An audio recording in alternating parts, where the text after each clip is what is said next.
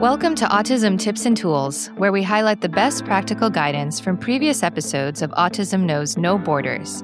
Whether you're a self-advocate, a family member, or a service provider, there's something here for you. I'm Rachel Harmon, a professional in the field of autism services, outreach, and advocacy, and the following clip is from my conversation with autistic self-advocate Stephanie Kremer and her job coach, Russell Botting.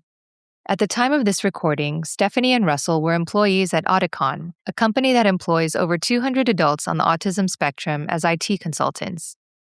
Here are Stephanie and Russell describing how they work together to ensure that she feels supported and empowered.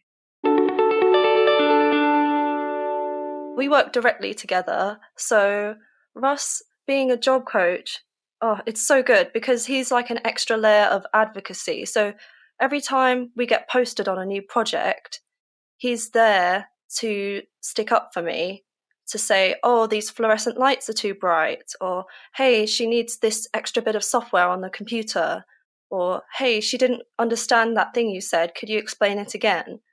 And I could say those things.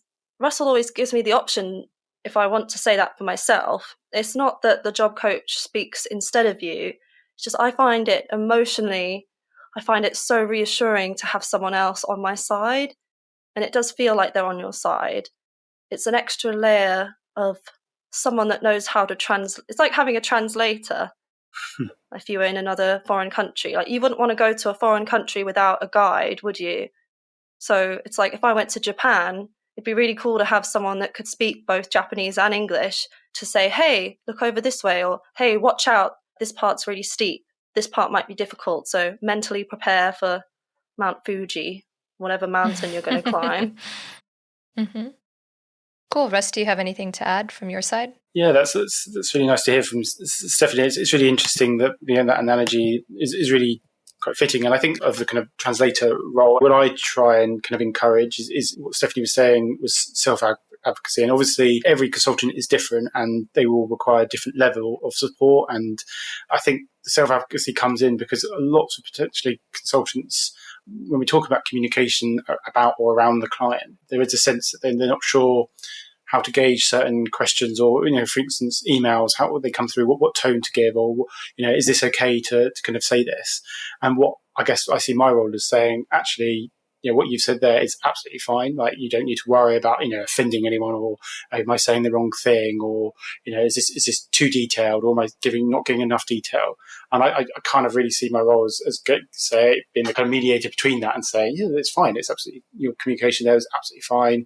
That's kind of what I see. But what we really do is kind of understand that person's experience, their opinion, not just kind of at work, but also their experience of autism generally, coming from, childhood, and hopefully, as you get to know someone, build rapport with the consultant, that relationship comes through. That really helps build that trust in the coaching consultant relationship, I think.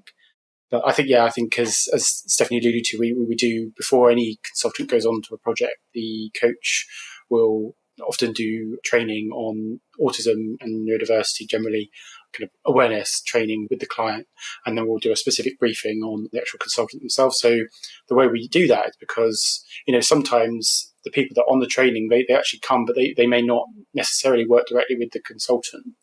So what we do is we want to have the ability to give every client we see awareness in autism.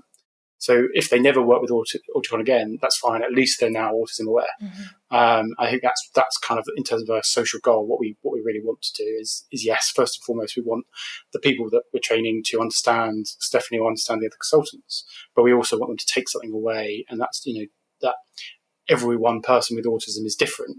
These are the kind of what you need to be aware of, but how they can take that forward into their business and hopefully drive that neurodivergence movement further within the company.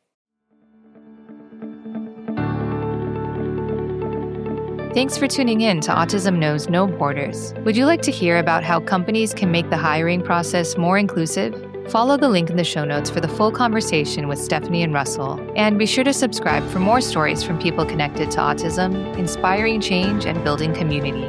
Let's work together to transform how the world relates to autism. Thanks for listening. Take care.